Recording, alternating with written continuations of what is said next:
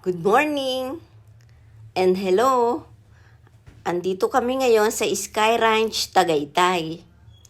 Nagbayad kasi kami ng amilyar sa silang doon sa lupa namin sa Louisville. At pagkabayad, dumiretso kami dito sa Sky Ranch.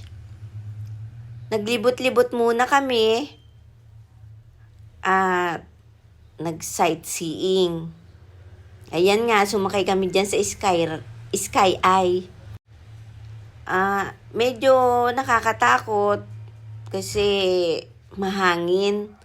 Noong nasa taas na kami, magalaw na yung sinakyan naming Sky Eye.